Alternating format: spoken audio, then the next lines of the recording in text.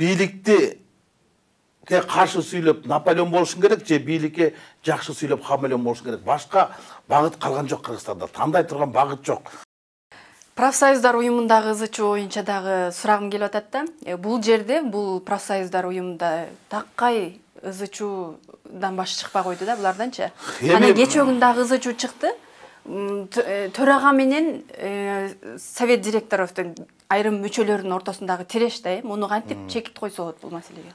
Бул эме мындай болуп калды да, бул бийликтин боштугу эмес, бул бийликтин жооштугу.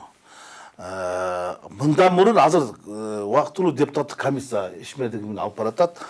Профсоюздардын чатагы боюнча бул чоң комиссия. Ошо Кожобек Жайчыбектер ошол жакта жүрөт, бир топ депутаттар. Анан ага чейин ведомстволук комиссия түзүлгөн. Арды мен да бармын. Мен ошол комиссиянын алкагында бир топ нерселерди көргөм. Бул жердеги азыркы бүгүндөгү күндө болуп аткан профсоюздар эмелер бул жана орустар айтканда отвлекающий маневр. Адаштыруу максатында гана уюштурулуп атат. Анткени жакында буларда сентябрда булардын профсоюздардын шайлоосу болот. Ошол шайлоого чейин жана Асан Акуровду отстранить эткенге аракет кылышып атат да, анан ал соттошуп кайта дагы бир неме кылгача биз убакыт утуп алабыз депчи. Экинчи дагы бир маселе бул профсоюздар жөнүндө мыйзам 2 окуудан кабыл алып 3-чү окууда токтоп турат. Эгер ошол 3-чү окууда мыйзам кабыл алына турган болсо, арде чек коюлган. 65 жаштан кийинки адамдар профсоюздук немелерге жетекчи кыла албайт. Азыркы күндөгү жана Совет Федерациядагылардын баардыгы ал курактан өтүп кеткендер. Алар демек өздөрүнүн кызматтык креслолорун сактап калыш үчүн эле аябай жандалбасташып атат да. Дагы бир нерселер бар. Ал жерде эбегейсиз чоң коррупция бар. Маселен, баардыгы эле кыргызстандыктар билет болуш керек. Илгерки советский менен ылдый баратканда чоң Турбаза деген базар бар эмеспи? Ошол 5 гектар жерди аябаганда чоң акчага пулдап жиберишкен. Ал азыр ошол соттошуулар менен ошол жер турат. Анын артында дагы чоң коррупция болгон. Андан башка спорт дворецинин жанында, тетиги Кулатов көчөсүндө дагы профсоюзга тиешелүү жер участоктарына чоң тамдар салынып калган. Ал жерде да коррупция бар. Гвоздика деген пионер лагерь бар болчу. Аны дагы кайсы бир чоң алып турган билесиң азыр ал жерде эмне форель болуп атканын, тойкана болуп кеткенин. Аны дагы алмашып алган. Анда дагы чоң коррупция бар. Деги эле профсоюзда калган мүлктөрдүн баардыгын каалагандай сатышкан, каалагандай чачышкан, анан анысы аскергенсип мейманканаларга чейин менчиктеп кетишкен. Мисалы, баягы саякат билем, ошол немени мурда профсоюздун төрагасы 49 жыл аренда калса, муногу Бишкектин чоң ортосунда достук мейманканасын, тойканасы менен кошуп, конференция менен кошуп, жарымысын дагы менчиктештирип алган. Ал жерге акционерлик коом түзүп алган. Ошо мунуку Бакиевдин жакындары алып алган. Анан аяка алып алган аскергенсип дагы ат коюп алыптыр. Достук мейманканасы деген ат бар болсо дагы Абакиров аттындагы мейманкана деген ушундай ат койгон нерсе да. Мындайча айтканда, ардеги чарбалык мыйзам бузуучулуктар толтура. Ал жакты жакшылап бийликтеп чыга турган болсо, эми укук коргоо органдары эмне эле отурушат билбейм. Анан жогорку кеңеште эле 3-чү окууда мыйзамды кабыл алып коюучуга чекит коюп койсо болот болчу да. Булар ортосун созуп коюшту. Тигилер ошону убакытты пайдаланышып атат да. Бул бийликтин өзүнүн кемчилиги. Аны ордуна коюш керек болчу. Асан Акуров талап турган болсо, аны алыш керек да, башка адамды алып келиш керек дагы. Мына жаңы мыйзам, мына жаңы адам ушу менен иштейсиңер деп чекит коюш керек. Ызычуулар басылат ошондой. Быйыл апрель окуясына туура 10 жыл толот да. Апрель окуясынын катышуучуларынын бирисиз 10 жылдыкка карата кандай иш-чаралар өтөт, даярдыктар кандай болуп атат? Чын айтайынбы? Ушул 10 жылдык жөнүндө мамлекеттик деңгээлде өткөрөбүз. 10 жылдык деген бул мааракелик юбилей деп ана мамлекеттик комиссия түзүлгөндө ошол комиссиянын курамында ошол апрель укуясынын башында тургандардын бири да жок. Ооба. Бири да жок. Тескерисинче ошол жылдары апрель укуясына каршы болгон адамдар ошол мамлекеттик комиссияга кирип алгандан кийин мен чын айтканда буга маани деле берген жокмун. Мен ошондон деле айтып чыккам. Бул кандай болуп калат? Жок дегенде ошол кездеги убактылуу өкмөттүн мүчөлөрү кирбесе, бириккен элдик кыймыл деген бар болчу. Апрель укуясынын башында турган. Ошолордун бири дагы жок болсо, анда бул кимдердин майрамы? Кимдер өткөрөт? Ана кандай деңгээлде өткөрөт? Эми мен ойлоп турам, бул азыр Ноорус майрамын коронавируска шылтап жанагы өткөрбөй жатпайбы? Апрель окасында ошол негизде өткөрбөй коюшу толук мүмкүн, бирок анда болгон күндө деле арбактар бар да. Кантип Куран окуй коесуң. Алардын аруу тилектери канча аткарып коесуң. Бирок кандай болгон күндө деле бул маареке өтөт, белгилүү болот. Анткени бул мамлекеттик чоң масштабтагы маарекенан мен өзүм кандайдыр бир деңгээлде иш-чара өткөрөм деп аракеттенген жокмун. Мен негизги эле капа болуп турганым ошол 7 апрель кайдан башталган? Бул форум ишканасынан башталган. Мына ошол форум ишканасы бүгүнкү күндө камакта жатат. Эми аны ошол кездеги Атамбаевдин камакта жатат деп, анын кабинетин камакка алып койсун. Анан эми килейген ошо партиянын штабын, же болбосо ошол апрель революция башталган, же болбосо ошол алып келген, ошол жерде бириккен элди кыймыл деген отурган. Ошол здание имарат камакта жаткандан кийин мен оюм деле, жан дүйнөм деле камакта жаткан болуп атат да. Кантип биз ошол жерге барып азыр уруксат сурайбыз? Кантип ошол жерде иш-чара уюштурабыз? Анткени ичине кире албаса, анан эми бул майрам деле камакта жаткандай болуп атпайбы? Анан ошого мен жан дүйнөмдө камалып жатат да. Ошо мен ушул силерди студияларыңыз аркылуу суранып кете турам да, урматтуу президент Сооронбай Шариповичтен. Кандай болгон күндө дагы апрель революциясынын 10 жылдыгынын алкагында форум ишканасы, имараты камактан чыгарылыш керек. Ал жерде адамдар деле барып келе турган, эми аны камакка алган канчалык негиз бар? Жөн эле имаратты мен камакта тура берсин. Сатылбасын, сатпасын, эч кандай иштер жүргүзбөсүн. Бирок иштемден мүмкүнчүлүк берсин да. Башка мисалы бирөөнүн мүлкүн камакка алып коет дагы, сатканга эле бөгөт коюп коет, бирок ал иштей берет. Эми ошондой мүмкүнчүлүк түзүп бериш керек да. Анан экинчиден азыр бүгүнкү күндө саясий кырдаал ушунчалык курчбойдон турат. Курчбойдон турат да. Анан көпчүлүгү жашырып атпайбы. Эми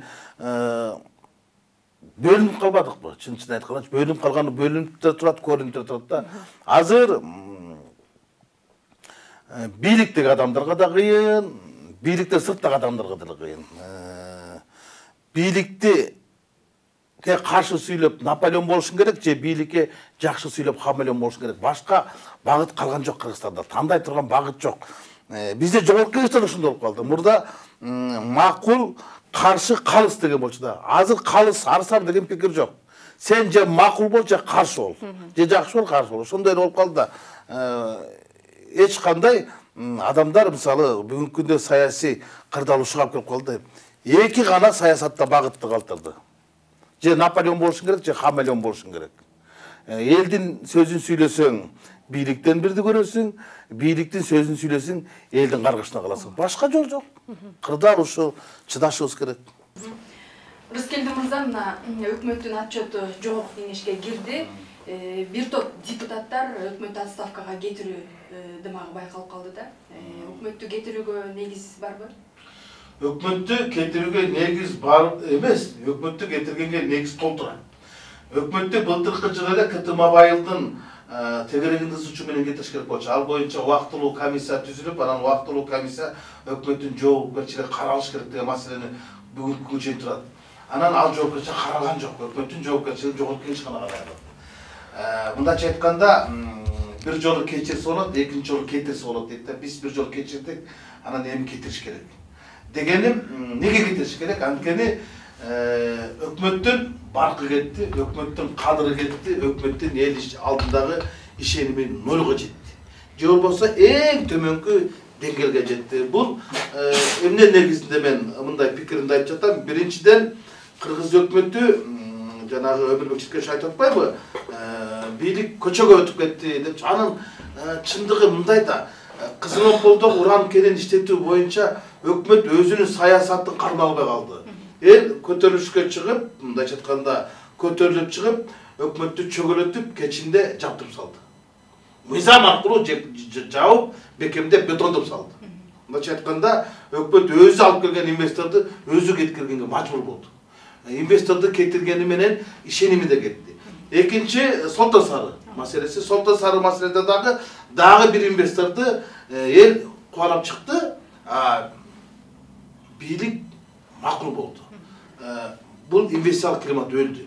Үчүнчүсү, 60 логистикалык болду. Бул чын айтканда өкмөт башчынын бирден бир негизги кемчилиги кечиргис күнөөсү. Ал киши өзү барып капсула салды, bir ай өтпөй туруп топурак салды. Жаназасын окуп салды деген кеп да. Бул кандай? Эки президент Кыргыз Республикасы Сооронбай Шарипович менен Кытай президенти Си Цзиньпиндин мамлекеттер арасындагы жолугушуусунда меморандумду жокко чыгарды. Анан биринчи капсула салгандан мурун кулак салыш керек болчу да ал. Өкмөт башчы. Ал жерде жергиликтүү эл макулбу, макул эмеспи? Ал элдин кыжырына тийип мынтип айтпадыбы? Арда бир социалдык тармактардан 20-30 эле адам бузукулук кылып атат. А эл макул деди. Премьер-министр айтканга 2 базар жетпей туруп 4000 киши чыкты дагы 4 саатта жаптып салды. Бул өкмөт башчы өз элинен кабары жок дегенден. Өкмөт башчынын жергиликтүү бийлик менен таптакыр мамиле жок деген. Анан элдин кыжырын ким келтирди? Өкмөттүн өкүлдөрү келтирди. Ат башынын акими мына кече кетти. Ал айтып атат 300-400 киши чыкты дейт. Губернатор айтат 700-800 киши дейт. Мен алдап не кыласыңар эй? Biz көріп отпайық, оның айынан тартады, тас техниканың заманында 3000-4000 киши ат башта қылқылдап тұрса, 300-400 киши деп. Илгері Бакиевтің оның үстіне болшы. Ем қалып айтпайлы, қойса бұрат болшы да, ел қалқылдап тұрады 300-400 киши шықтады. Ең негізгісі, өкмөт башчынын отставкаға кете тұрған нәрсесі, бүгінгі күнде 2 жылдың içinde eç қандай инвестициялық климат sorulgan жоқ, экономикалық секірік жасалған жоқ, анан елден ишеними кетти. Элдин өкмөткө болгон ишеними нөлгө жетти. Менимче президенттин деле өкмөткө болгон ишеними кетти болуш керек. Мындайда каралып калышы мүмкүн. Ана мен сезип турам да, бир нерсе бар. Бул эгер 4-апрелге чейин биз өкмөттү кетирсек, кетире алдык, кетире албасак анда мына жакта мыйзам тоскоол жарып коет. Шайлоого 6 ай калганда Кыргыз Республикасынын өкмөт отставкага кетпейт деген жоба бар. Анан азыр эрте киргизгенине караганда, мартта киргизген алдында бир мандем бар. Анын ордуна премьер-министр болобуз деген тандем бар болуш керек деген ой келип атат да, эрте киргизип калды.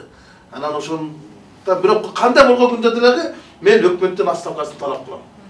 Жеке өзүмдүн сөзүмдө айтам, бул өкмөт ишенимден кетти.